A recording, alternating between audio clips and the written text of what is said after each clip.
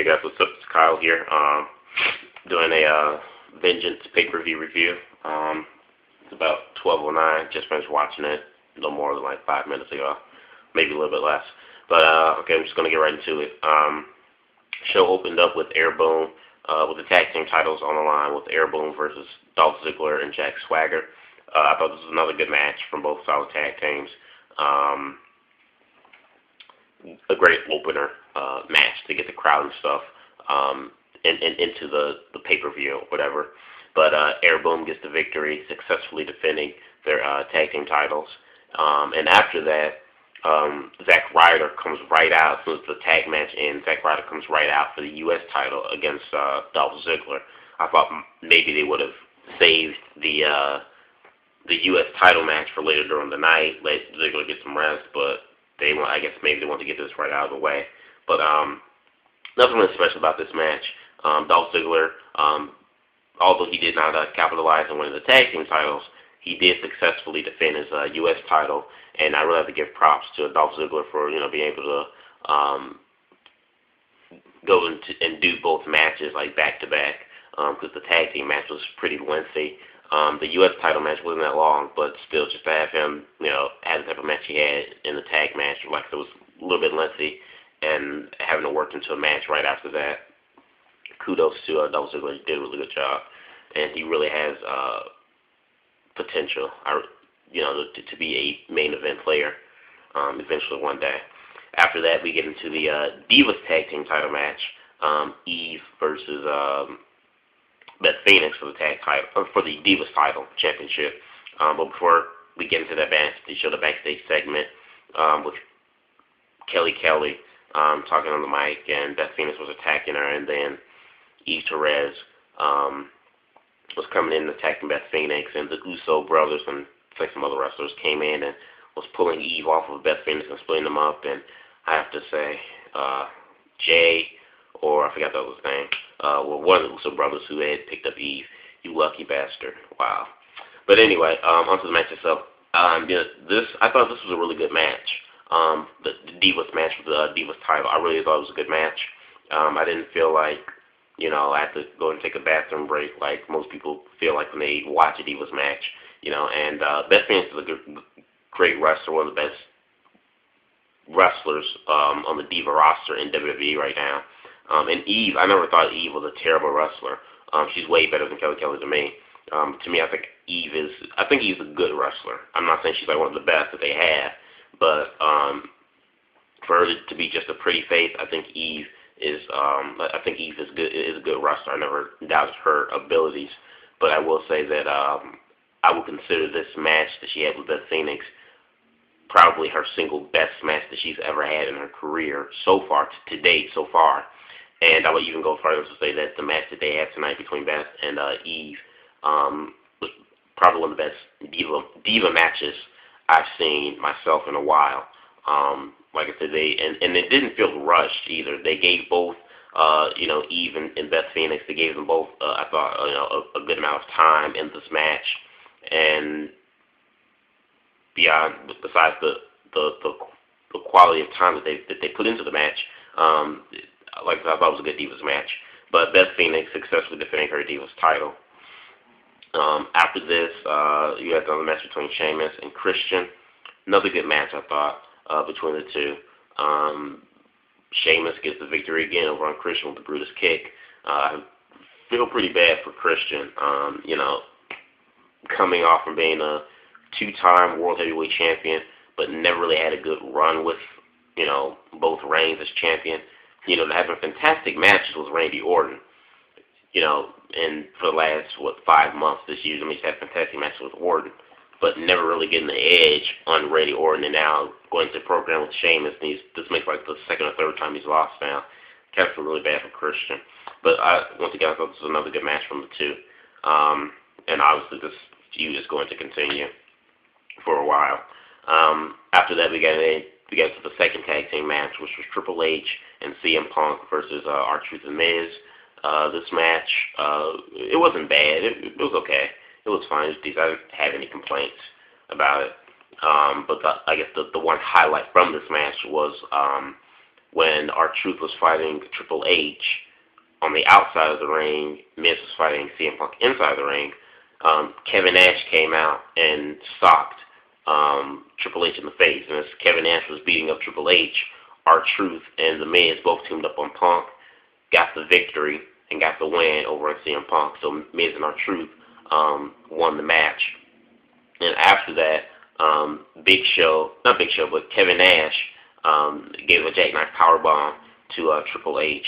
So I think it's pretty much expected from everybody that Kevin Nash was going to show up tonight. I think it's pretty obvious they're going to have some type of faction formed with Kevin Nash, R-Truth, and The Miz. Because every time, one person does something, the other one gets involved. So they definitely have to probably make a faction or something with these guys together, Miz, Truth, and Nash. But a side note here before I go into the next match was that I really didn't like the fact before this match, there was a segment between CM Punk and Triple H, and how Triple H came to CM Punk and wanted to make sure that, they were on the same page or whatever like that. And CM Punk's like, oh, well, I don't mind,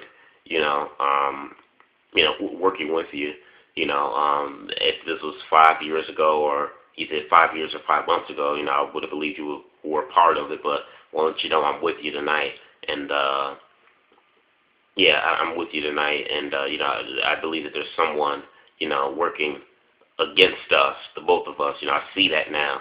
It's just like, they're making Punk like such a kiss up to Triple H. I still love CM Punk. Favorite wrestler, I'm still biased towards him. But, WWE just, they taking away his edginess, his smirkiness, his sarcasm. They're taking it away from him just to make him a full-fledged babyface. Why, WWE? But anyway, going on to the next match. Cody Rhodes going up against Randy Orton. This was another good, solid match, I thought. Randy Orton getting the victory, the RKO on Cody Rhodes. I think it's pretty obvious that this rivalry definitely has not ended. It's probably more likely definitely going to continue onto the next pay-per-view. Then after that, we get into the World Heavyweight Championship match with Big Show and Mark Henry. Now, going into this match, I'm like, it's going to be Money in the Bank version 2.0. And actually, it was not at all. I actually enjoyed this match way better than, Money in the Bank. Money in the Bank, the match that Show and Henry had in Money in the Bank it was more of a, to see which big man is the strongest, who can outpower who with the power slam. That's what it was pretty much like. It's like a contest of the strongest as the match that they had at Money in the Bank. But the match they had tonight, I thought was good. Simple fact of two reasons. One, I thought they told a story in this match tonight. I thought they did a good job at that. And secondly, they didn't move like really slow and stuff like they did in Money in the Bank match. They actually had some pep to their step, and I was impressed with that considering both these guys were like, 400 and 500 pounds. For them to both put some pep into their step and, be able to do a power slam and quickly get right back up and get into the next move, I was impressed by that, and I enjoyed that a lot. And plus, I also thought that these two guys told a great story in this match to be two big men who aren't the most athletic or agile type of guys. I thought they told a wonderful story. But definitely the highlight of this, I would say, out of the entire pay-per-view, and from this match in particular, was when Mark Henry did a superplex on Big Show, breaking the ring, making the entire ring collapse. I thought that was awesome. The only other time the ring collapsed in WWE was between Brock Lesnar and Big Show on SmackDown, which they mentioned on the pay-per-view. And that was awesome, too. Although I thought the one between Show and Lesnar was more awesome. But, still, just like I said, that was 8 years ago. But to see something like that happen again, it just doesn't happen that often. So I marked out for that. So this match just pretty much ended in a no contest. So obviously Mark Henry is still the World Heavyweight Champion. Then after that, we get into the following match, which was the last man standing match, Alberto Del Rio versus John Cena, WWE Championship. I thought this was another good match for it to be a last man standing match. And it kind of makes sense now to me as to why 2 weeks ago when they announced that this was going to be a last man standing match, because WWE knew that they were going to have Henry and Mark have the ring collapse. So I think, so thinking about it now, it makes sense why they made the WWE Championship match, a last man standing match, because WWE probably already, more likely, like I said, 9 times out of 10, planned ahead of time and already knew that they would want Mark Henry and Big Show to, do the high spot off the top turnbuckle and make the ring collapse. But for the ring to have collapsed, they made great show, great match between Cena and Del Rio. A lot of hard hitting spots where Del Rio was going to swing John Cena, I guess, up against the broken ropes or whatever, or sagging ropes. But John Cena reverses it and just throws Alberto out the ring, and Alberto hits the wall post. I mean, just like some gruesome, pretty hard-hitting stuff. Or where John Cena, when they start fighting like around the ring, they went backstage, fought for a bit, which I thought was pretty awesome because we don't get to see many wrestlers fight in the back. They fought in the back, and there was this one spot where Alberto was taking like these 4, I guess like gates or something, but props or whatever, and he was just throwing them down on John Cena. And as the referee was like counting to like 7 or 8, John Cena got up. I said to myself, like, how the hell, like, Alberto, they're like 4 of these huge metal gate things, and Del Rio's just piling them on, just throwing them hard on John Cena. They're all piled on him, and John Cena just gets up out of nowhere like Superman. I really believe we have to run some type of test or something, because John Cena, I strongly believe 110% that he might be the biological son of Hulk Hogan. Because, I mean, really, all of that, and he still gets up. But anyway, that's Super Cena for you. So, yeah, long story short, John Cena gave the attitude adjustment on ADR through the table. Looked, it seemed like he was going to win, but Miz and R-Truth came out and started beating up on John Cena. And so, because they beat up on John Cena, they did their finishes on him. John Cena was kind of wobbly. Looks like John Cena was going to get up again. As soon as John Cena got up, Alberto clipped him in the head with the belt. John Cena tried to get up during the 10 count. Wasn't successful in it. So Alberto Del Rio won, had a successful title defense against John Cena. And that ends the pay-per-view there. So all in all, tonight, I thought tonight was a really good pay-per-view, considering the fact also too that WWE, they only had 2 weeks to promote this pay-per-view and to try to get people to buy this pay-per-view, which I thought they failed miserably at, because I thought the build-up for the last 2 weeks for this Vengeance pay-per-view had a lot of lackluster. But regardless of the lackluster, the pay-per-view did not disappoint. I thought it was a really good pay-per-view from top to bottom. Every match I thought was really good. Good storytelling. Just like I said, just great matches. And I really have to say the match between Alberto Del Rio and John Cena, I really enjoyed it a lot. I'd probably say this is probably, I have to say, the best last man standing matches I've seen in quite a while. This was good. I like this match a lot. Like I said, I can't really think of any other recent last man standing matches in the last, say, like 4 years or maybe 5 that I've seen that had me like in tune and enjoying them and enjoying the actual quality of the match. I thought the match between Alberto and John Cena was really good, and like I said, the best last man standing match I've seen in a while. So I rate tonight's Vengeance pay-per-view a 4 out of 5. Because I really thought it was good from top to bottom. All the matches I thought were great. The Divas match I thought got a tremendous amount of time into it. They didn't rush it like they did most Diva matches. And plus, I thought it was a good match between both Eve and Beth, which I consider to be both talented wrestlers anyway. But I thought it was a good match. They gave them a good amount of time to wrestle. Best match I've seen for the Divas in a while, and best match I think I've seen in Eve's best match, I would say, in Eve's career so far or to date. The Big Show, Mark Henry match, not what I was expecting going into it. I thought this match was good storytelling, and they put some pep to their step tonight. They did. And then the main event match between Alberto Del Rio and John Cena I thought was really good. Like I said, best last man standing match I've seen in quite a while from the WWE. So all in all, like I said, considering that WWE only had a 2-week build and the build wasn't great for this pay-per-view, the pay-per-view was way better than the build. I mean, I didn't expect tonight's pay-per-view to be as good as it was tonight. You know, going into it after this 2-week build from WWE.